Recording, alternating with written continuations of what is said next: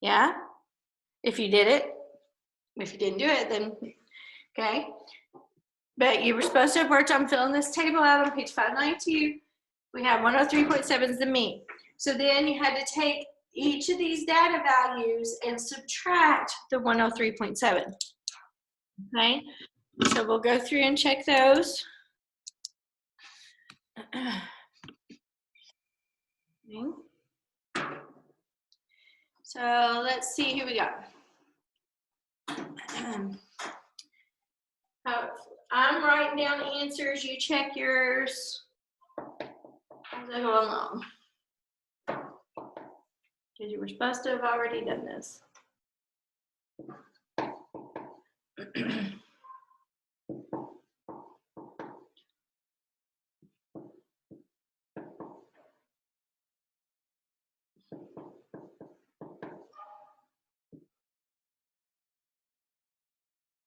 Whoops. No, 18 here. 31.3. And 45.3. Okay. So these are the numbers you should have got for your x minus the mean column. And then for the last column, you take that answer and you square it. But remember, when you square a negative, you get a positive. So all of them in the last column will be positive. So check these answers as well.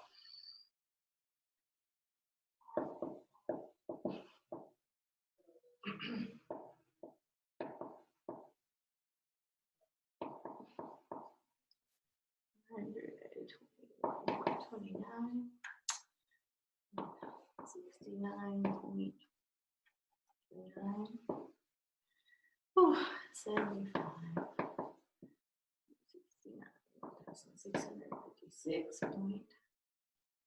69,656.49, 330, 89,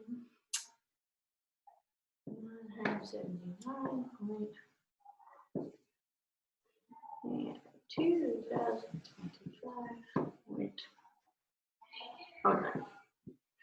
Okay, so we have a lot of big numbers on this, right? Big numbers.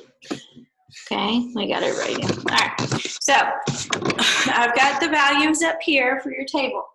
Now, we have to fill in these tables, remember, because these are the numbers that we need when we have to try to find what it's asking for on part A, B, and C. On part A, it's asking for the mean deviation, and we had a formula for that. Part B, it's asking for this variance, which is the S squared. And then on part C, it's asking for the standard deviation, which is just the C. Okay, so these are the ones that we're looking for. Now, our formula to find the mean deviation. To find the mean deviation, we take the sum of this column, add it together, and divide it by 10. Now, when you add those up, do you include the negatives? No. No. Remember, because it's the absolute value. So we add these up without the negatives. You just add them without the negatives. You get that number, you divide by 10. That's your mean deviation. For your variance, you add up this column, your squared column, and divide it by the n minus 1, the number of terms we have minus 1. And then for our standard deviation,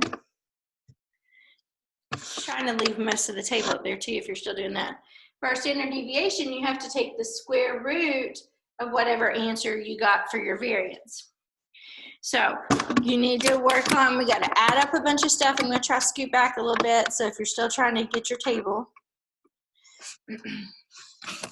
Okay, so for the mean deviation, it's the absolute value sum of these divided by the number of terms, 10. Like I said, when we add them up, you ignore the negatives because it's got absolute value in the formula.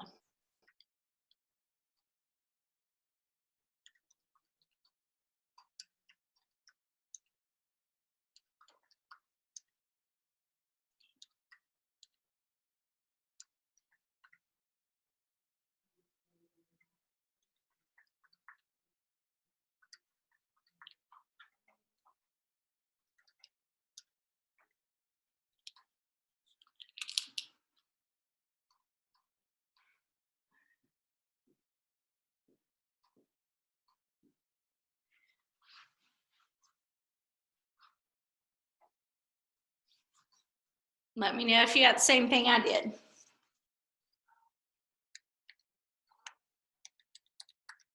I do. Okay. All right, on the next one, you're adding this column up together.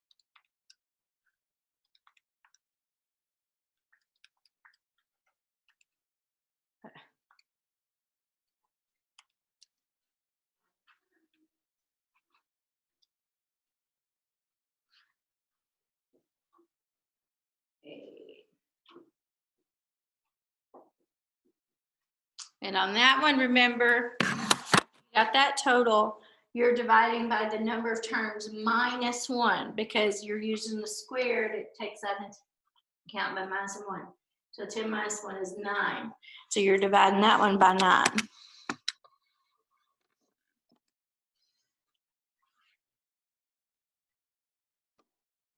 don't know if I added those right or not. What are you all getting? I'm not sure I I typed got 8,684.1. 84. That's what I thought. I thought I mistyped a couple numbers. All right, so 8,684.1 divided by 9. 964.9. Okay, so remember the S squared is what we call our variance. So to find our standard deviation, you take the square root of the variance because S is your standard deviation. So if I've got S squared to find S, I take the square root. I'm going to do a square root of 964.9.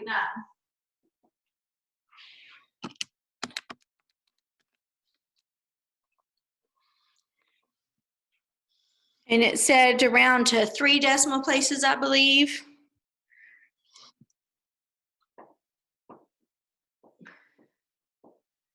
So 31.063, right? Yep. Yeah. Now, as you can tell, those are longer, okay? Number 5 and number 6 were the same type of problem, so we're not going to do number 6. I figured one of those is enough for you to remember how to do it. Okay? Now, for 7 and 8, it's at the top of page 593 now. Okay? For 7 and 8,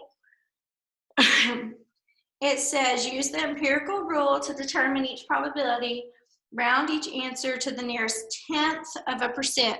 So our answers are going to be percents. Nearest tenth means 1 place behind the decimal point. Now, when we're going to do this on here, remember the empirical rule deals with our normal distribution. Now, I told you all before, I don't try to draw those little bell curves on everything. That's what they're called, okay? So I just focus on the bottom part of it, the number line part. Now, in the center of the number line part is where your mean goes. Remember, the mean is the little, like, the U looking shape symbol. That's lowercase mu. And then the standard deviations go on either side.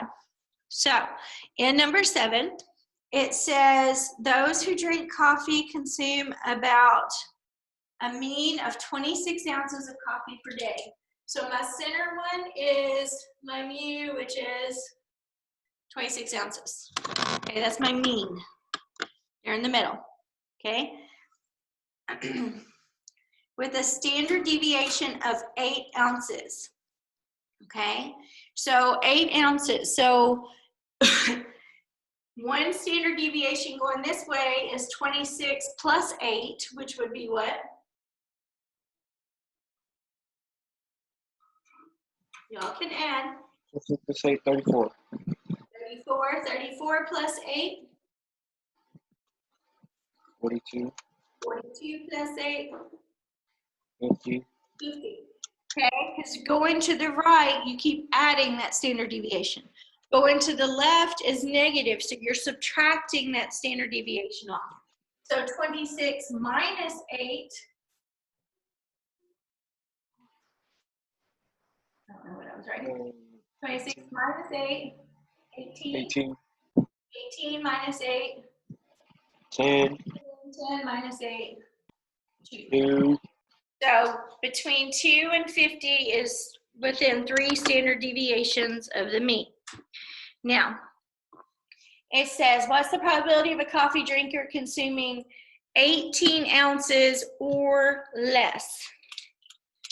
So here's my 18. So it's saying from here down, how much is that going to be? Now remember how our empirical rule works. Does anybody remember how our empirical rule works? No? My nose? Okay. How much is here in between the middle two? If I remember that part. Let me get a different color marker.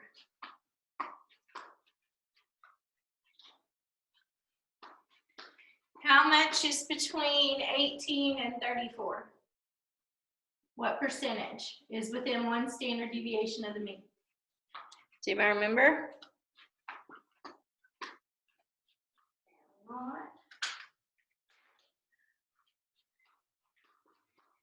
It's in your book. 68%, right? 68% is between 18 and 34.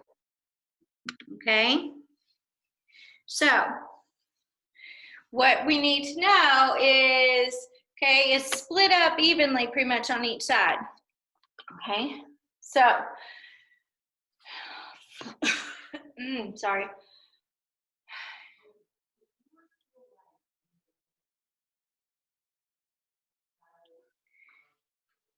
Right?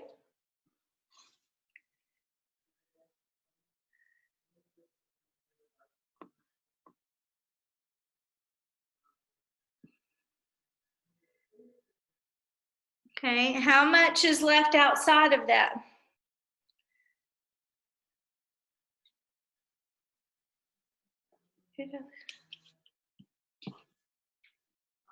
How much is left outside of that? If 68's in the middle, what percentage is left on the outside?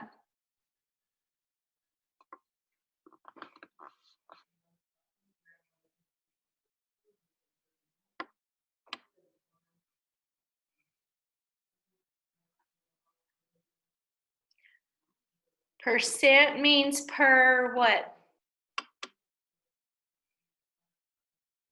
Per 100, I don't know. Per 100, yes. Percent means per 100. Okay. So if it means out of 100 and you had 68% there in the middle, what's 100 minus 68? 32. It's 32. So that means from here to here is half of the 32%, and from here to here is the other half of the 32%, right? Because the whole thing altogether is 100. Yes? No? Yes? We want to know from here to here, just that half of it. So take 32 divided by 2, and you get 16%. 16% of it is 18 or less. Okay? Y'all have to do a little bit of thinking math here. I'm not doing it all for you. Number 8, same type of problem. Says the average shoe size in the NBA, it has a mean of 14.8. So in the middle is my 14.8. And a standard deviation of 1.5. So that means going on each side, I'm going to add or subtract 1.5. So 14.8 plus 1.5 is 16.3, plus another 1.5 would be 17.8, plus another 1.5 would be 19.3. Now I got to go the opposite way and subtract the 1.5. So 14.8 minus 1.5 is going to be 13.3. And then I subtract 1.5 again, and it'll be 11.8. I subtract 1.5 again, it will be 10.3. Okay? So, when you're doing this, now it says, what are the chances of finding a player with size 12 shoes or larger? Okay? Size 12 or larger. So size 12 is going to be closest to which one? Right here, right? We'll go all the way up that way.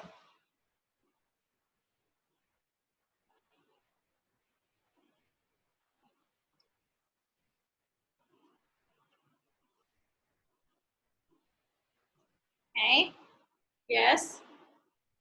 So from 2 standard deviations, okay, within 2 standard deviations, so that means from here to here was 95%, according to our empirical rule. So that means there's 5% here and 5% here. Okay? Half of 5% is what? 2.5. 2.5. So I don't need this little piece, but I'll need this extra 2.5 here. So my total is going to be 97.5%. Okay? That was for 7 and 8. Now for number 9, this is where we're using our z-scores. So everybody remember where our table is? What page is our table on? Page 5, 6, 7 is our table. Okay? Or page 618. Like they have all of it. In the back of the book too? Yeah. Okay. All right. As long as you remember, because you use that a lot through this whole last chapter. All right. So on number 9 and number 10, okay? On number 9 and number 10, it says find the requested area based on the given z-score in the areas of standard normal distribution table A from section 12.3. So on number 9, we first find our value on our table. Now remember to find the value on the table, the number in front of the decimal point, you find on the left-hand side. The number after the decimal point you find on the right, on the top. So it said 2.8, no, sorry, 2.1. So 2 on the left, 0.1, I get 0.982. Okay? But you have to be careful because right here is the area of what? It wants the area greater or the area above. So if it's wanting the area greater or the area above, do we use the one from the table? No, ma'am.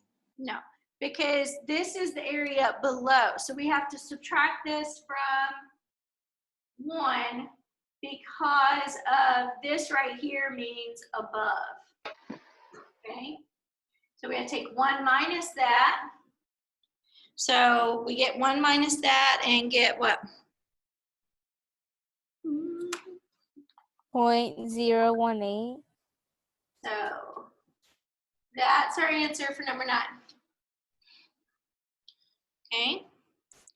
Now number 10 is a little bit different because it wants to know the z-value between these two. And so you're going to find the two different ones on the table. So I'm going to find what it is for negative 1.3 and find what it is for negative 0.2. So somebody tell me what it says for negative 1.3.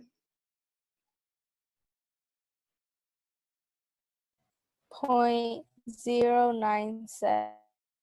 0.097, okay. And then for the negative 0.2,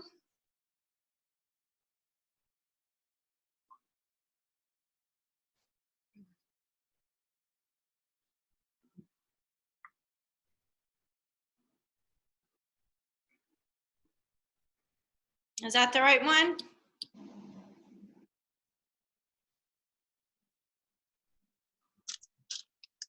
Did I put the right numbers? Yes, ma'am. Okay, so if I want to know the z between there, this is the area below negative 0.2, then this is the area below negative 1.3. So I'm going to take this minus that one. So I'm going to take 0.421 minus 0.097, and then that's what's going to give me my answer.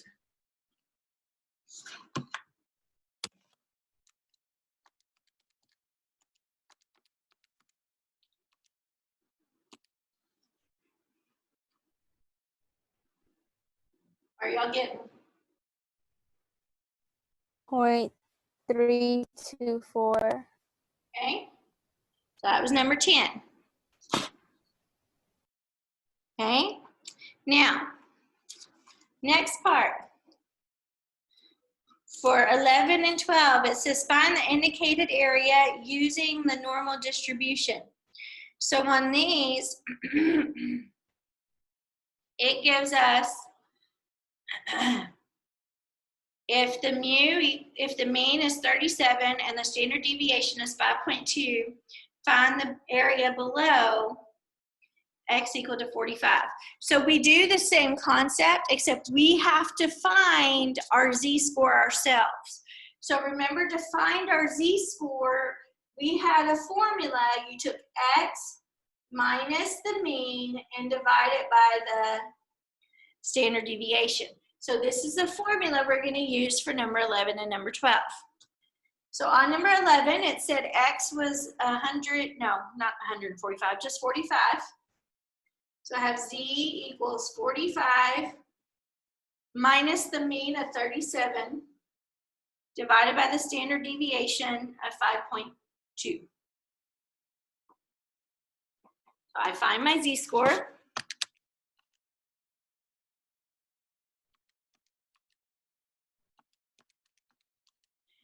Z-scores are always rounded to how many decimal places? 1. 1. So it will be 1.5 because you get this, and the 3 is not going to make the 5 go up. Okay. Now you look at the table for 1.5.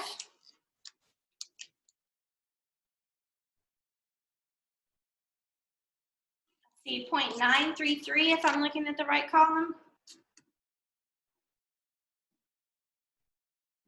And it said below, so I don't have to subtract from 1. That's just our answer. You're done. Okay. Now number 12 is the same concept. To find the z-score, you use this formula here. So I have z equals my x value, which was 185, minus my mean, which was 190, divided by my standard deviation, which was 27.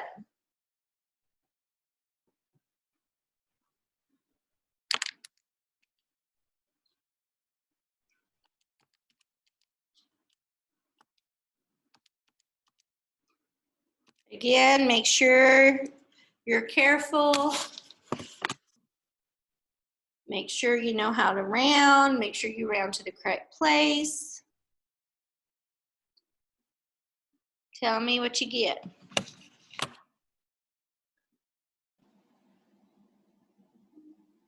I got 0.18185. Negative. I Is, got a negative. yeah, negative. Negative. Okay. Is the 8 going to make the 1 go up? Yes, ma'am. Yes. So it's going to be a negative 0.2. So you look at negative 0 on the table and 2, which we just did that up here in this problem. So it's 0.421 because it still said below, so you didn't have to subtract from 1. That's your answer. Okay. Now, we had done like 15 and so on, right, on Friday?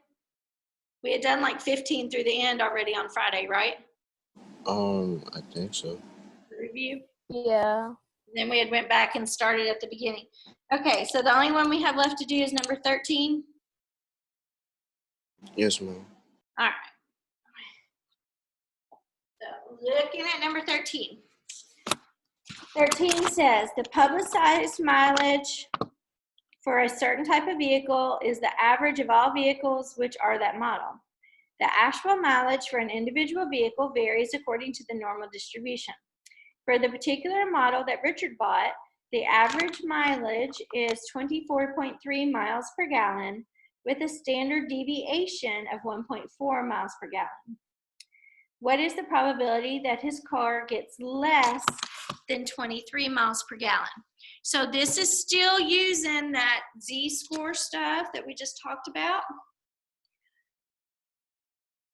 Okay, it said your X is what? 23 miles per gallon in part A.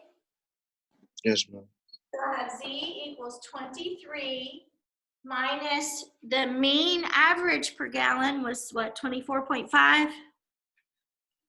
I'm trying to read this. No, 24.3. What is it? Yes, ma'am. 24.3. 20.3. All right, and then the standard deviation was 1.4. 1.4. So we do this the same way we were doing on 11 and 12. You're going to find your Z-score. Whoa, I had stuff on my calculator already. So it went like crazy when I was typing that in. It said, what are you doing to me? All right. So I'm getting a negative. Is the 2 going to make the 9 go up? No, ma'am. Nope. So it's negative, oh, I hit a button. Negative what, 0.9? Is that what it was? I hit a button. Yeah. So, okay. Now, so you look at your table and it said below, so we don't have to subtract from 1. So look at your table and what do you get? 0.184. 0.184. Okay. Now, here's where you got to be careful.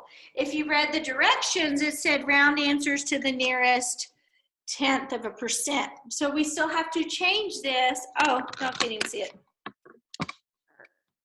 Okay. You still have to change this to a percentage. So you go 2 places over, and it's 18.4%. Okay.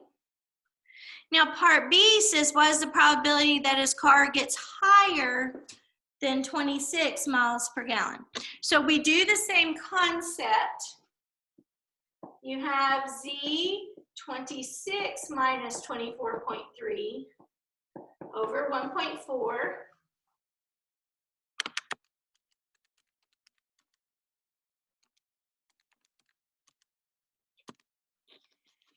You get a decimal. Then you look at your handy dandy table.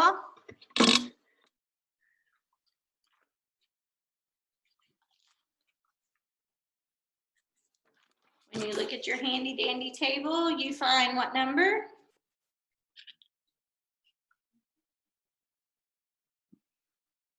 .864. Huh? 0.885. And at 1.2? It's 1.2, right? Not 1.1? Yeah, accidentally says the wrong one. Yeah. I was just making sure that I didn't put it wrong. So it's 0.885. But now on this one, it said it wanted to know that it was higher than that. So what do I have to do with this? Subtract it. I have 1 minus 0.885.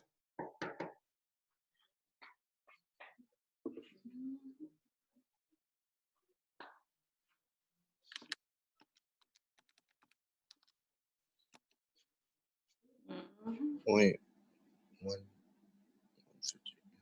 Right? 0.115. Yes, ma'am. And then we got to change it to a percent. So it goes 2 places. So it's 11.5%. Okay, last one of these, part C, says, I lost the page. Is C between two numbers? More than likely. Yeah. What is the probability that his car gets between 24 and 35? Yeah. So it's like what we just did here on number 10, where we're doing between. Okay, so you're going to have to find it for 24, find it for 35, and then we'll find the difference between them. Okay, so we got to find it for 24, find it for 35, find the difference between them. Everybody should be I working. thought it was 25. Huh? I thought it was 25. I don't know. I told you I lost my page. Yeah, it is. Okay, so 24 and 25, like that. Sorry. Okay, so 24 minus 24.3 is just 0.3. 1.4. We get decimal. This is negative 0.2. And then we have 25 minus 4. And we get 0.5. So we find our numbers from our table. 0.2.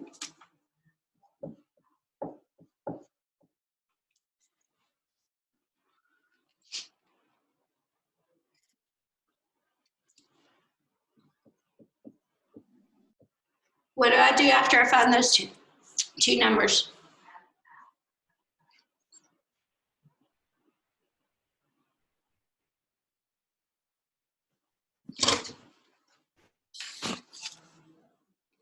What do we do here after we found our numbers? We subtract them, right? So I have 0.691 minus 0.421.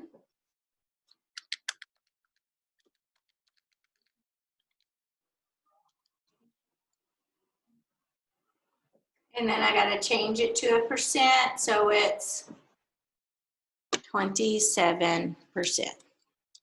Okay. Yes. Yes, ma'am. Okay. So now we're going to start working on page 595. Page 595, if I looked at the thing right. I may not have. So make sure you got these down, and then flip over to page 5. Is it 595? I told you back here. Let's see.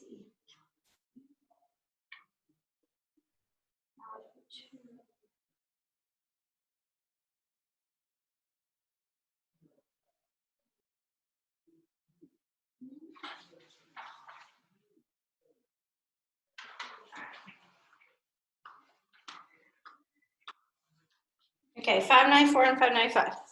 All right. Did anybody actually follow what the lesson plans say and try to work on the chapter 1 final exam review last Monday?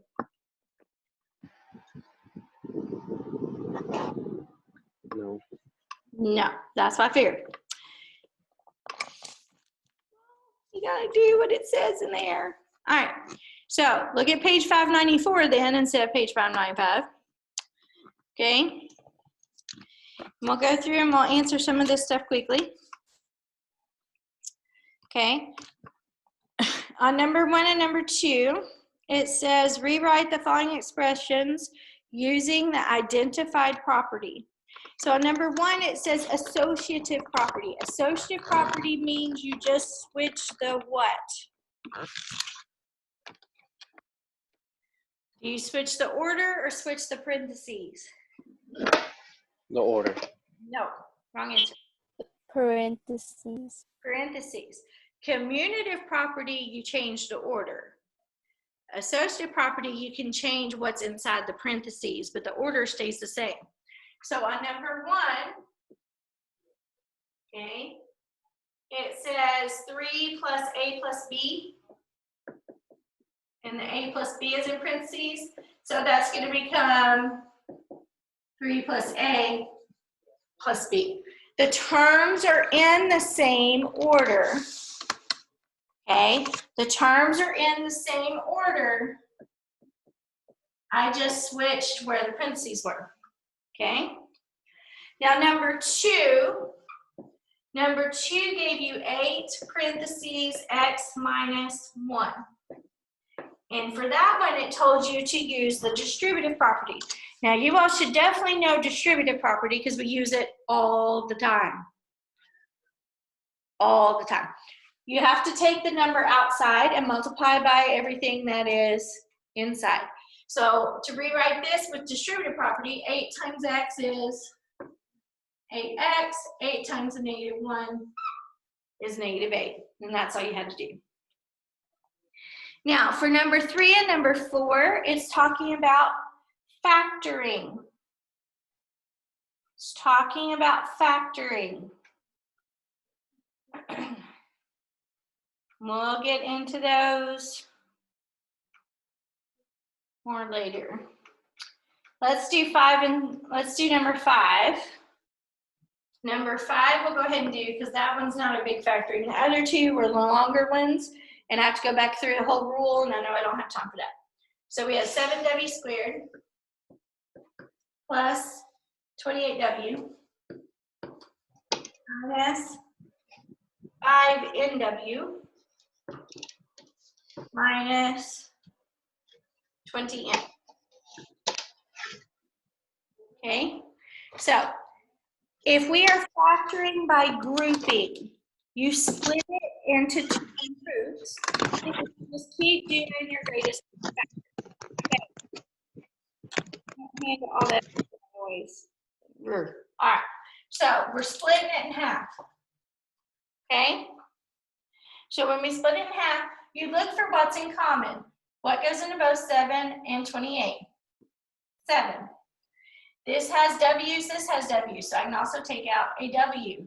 You're taking out just the greatest common factor for each half of the problem. So when I take 7w squared divided by 7w, I'm left with a W. When I take 28w divided by 7w, I'm left with a 4. That was for my first half. For my second half, I look for what they have in common. They both have a negative, so I know it's going to include a negative. I have 5 and 20. I know 5 goes into both of those. They also both have an n, so I can include n in my greatest common factor. You look for everything that they have that's in common. What's left over is going to go in parentheses. Negative 5nw divided by the negative 5n, everything cancels out except the w. Negative 20n divided by negative 5n. Negative divided by negative makes it a positive.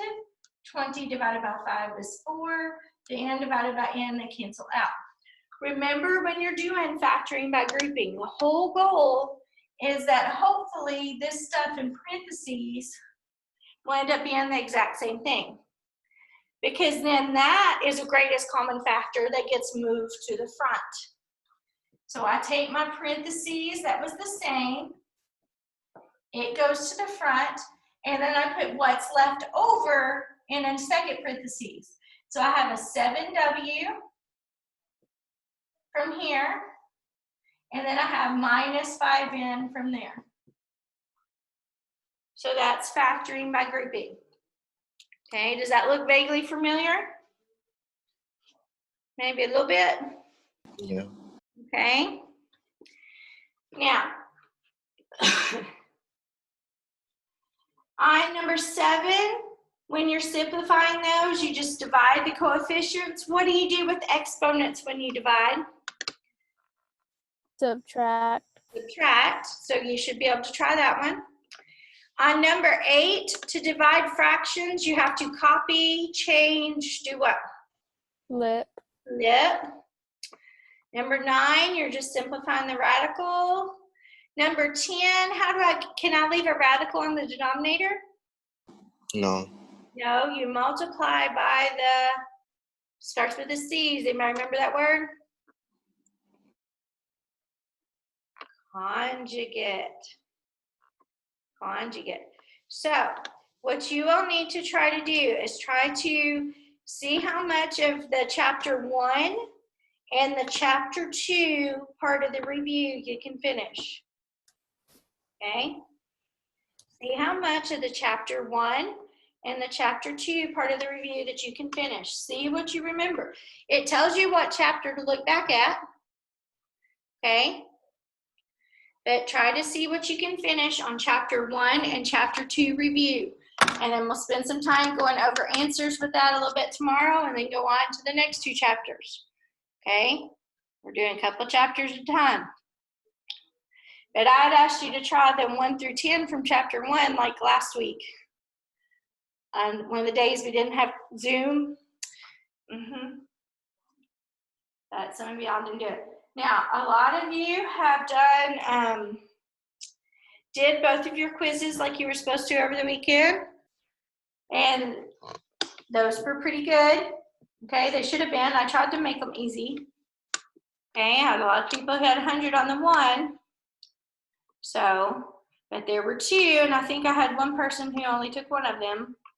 So I'll go back and double check so I can get that reset for them. Okay, I'm trying to go through and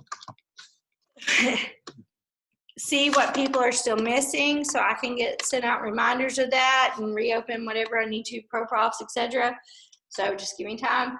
I spent like 4 hours up here Saturday trying to go through emails where people had sent me in work. So I'm trying to get through it all. It's a lot. I will be sending this afternoon, so probably in the next hour or so, you will get a message through my schoolwork that will have an attachment. That attachment will be your schedule for your exams. So it'll have your schedule on there for this Friday, because this Friday you still have some classes, but you also have some exams. So the schedule, the times are going to be a little bit different, so you've got to pay attention to that. You'll still have to log in, you just may have to log in at a different time, so pay attention to that. Then next week, on Tuesday, you have certain exams, Wednesday, Thursday, okay? They're spread out when you have your exams. Your alls for this class is next Wednesday, okay? Next Wednesday is your exam for in here, okay? Sorry, I got eaten up by ants doing compassion yesterday. Okay, so please, please, please make sure if you know you haven't done a certain quiz or something, then be on the lookout because I will send you a message. Hey, it's open. It's not going to be open forever. You already lost points because you didn't take it when you were supposed to take it. You know, we have to have a little bit of responsibility and not be slackers. Okay, so, you know, there's this thing called priorities and deadlines, and we're in the real world, so you have those things. So you have to kind of get used to that. So please pay attention to that kind of stuff, okay? And like I said, I'll be sending other stuff that I need from people. Work on your review, okay? Everybody got me? You know what you need to work on? Your review. Little hands going up and down. I don't see anything. Some of y'all are just like blank stare. Some of y'all I see is your ceiling. Okay, so make sure you know what you need to do and get it done. And I will see you tomorrow at 1 o'clock like normal. Okay? Bye.